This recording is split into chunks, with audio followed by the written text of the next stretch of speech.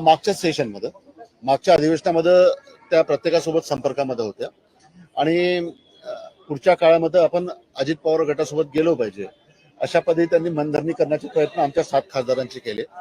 4.5 वर्ष आता सरकार विरोधामध्ये तुम्ही कसे राहाल, सर्वाईव्ह कसे कराल, मतदारसंघामध्ये निधी कसा भेटेल, हे सर्व प्रश्न करून आता पुढच्या काळामध्ये तुम्हाला पुन्हा निवडून यायचं असेल, तुमचं पॉलिटिकल फ्युचर तुम्हाला जर पुन्हा हे करायचं असेल, तर स्टेबल करायचं असेल, तर तुम्ही अजित पवारांसोबत गेले पाहिजे अशा पद्धतीचं त्यांनी आमच्या 7ही लोकांना बोलून कन्व्हिन्स करण्याचा प्रयत्न केला। परंतु आम्ही 7ही लोकांनी त्यांचं फक्त ऐकून घेतलं, त्याच्यापेक्षा पुढचं त्याच्यामध्ये काही झालं नाही।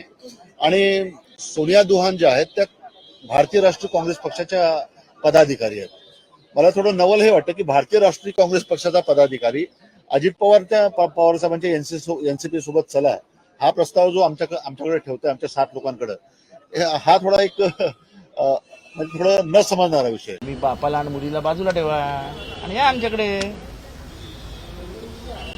आता एकीकडे म्हणायचं दैवत आहे, देव आहे, दिवाऱ्यात आहेत, आणि काय मला कळत नाही, लोकांच्या मनात काय उलट सुलट चालू असतं तेच कळत नाही। पक्ष घेतला ठीक आहे, निशाणी घेतली ठीक आहे, आता आमचे खासदार म्हणून पळवा आणि वरती बोंबाम करा, एकत्र येतात एकत्र येतात एकत्र येतात। जर एकत्र येतात ते ह्यांना कशाला बोलवता?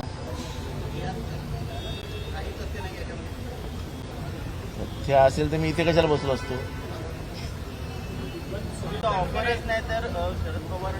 शरद हा अशी ऑफर आहे।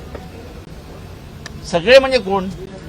मी तर चान्सच नाही सगळ्यांमध्ये, मग अजून कोण? मैं इतना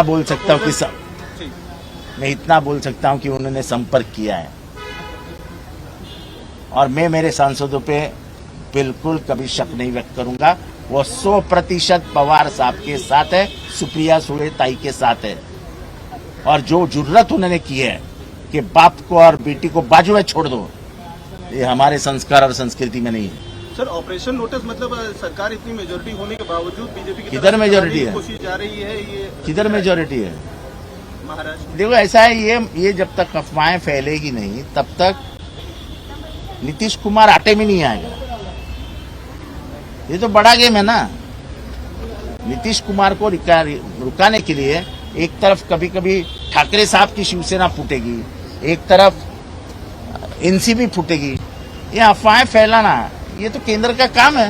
एकतर आमदारांच्या बाबतीत कुठला संपर्क झाला असेल असं वाटत नाही, पण खासदारांच्या बाबतीत बोलायचं झालं तर जेव्हा पार्लमेंट दिल्लीला चालू होतं तेव्हा अशा प्रकारचा संपर्क तटकरे साहेबांनी केला अशी नक्कीच चर्चा आहे। त्यामुळे कितीही तिथनं प्रयत्न झाला, संपर्क झाला तरी खासदार असू द्या नाही तर आमदार असू द्या, त्या बाबतीत कुठलाही वेगळा निर्णय घेतील असं मला वाटत नाही। आम्ही सर्वजण आदरणीय पवार साहेबांच्या मार्गदर्शनाखाली काम करणारे लोक आहोत।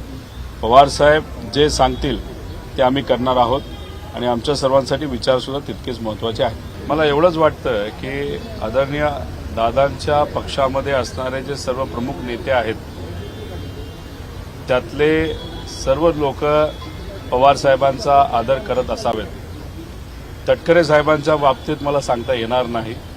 त्यामुळे तुम्ही जे बोलत आहात की पवार साहेबांना आदरणीय समजणं हे नक्कीच त्या पक्षामध्ये असणाऱ्या प्रमुख नेत्यांच्या बाबतीत खरं असावं, पण तटकऱ्यांच्या बाबतीत ते सांगता येत नाहीत। ते प्रॅक्टिकल नेते आहेत, जसं वारं आहे जसे अधिकार आहेत तशा पद्धतीने ते वक्तव्य करतात, भूमिका घेतात। आज ते भाजप बरोबर आहेत, आज ते सत्तेत आहेत, त्यांच्या ज्या कुठल्या अडचणी आहेत त्या बऱ्यापैकी सुटलेल्या आहेत।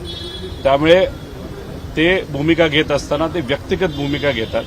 पण दादांच्या पक्षाच्या बाबतीत बोलायचं झालं, मला असं वाटतं की दादा हे प्रमुख नेते आहेत, पण जेव्हा आपण खोलात जातो तेव्हा दादा प्रमुख नेते असले तरी तटकरेंचं बरंच काय त्या पक्षामध्ये चालतं, प्रफुल्ल पटेलांचं सुद्धा बरंच काय त्या पक्षामध्ये चालतं असं मला वाटतं। पण प्रफुल्ल पटेल हे अनेक वर्षांपासून साहेबांबरोबर काम करणारे नेते आहेत। तटकरे साहेबांच्या बाबतीत मला काय खूप खोलात जाऊन सांगता येणार नाही।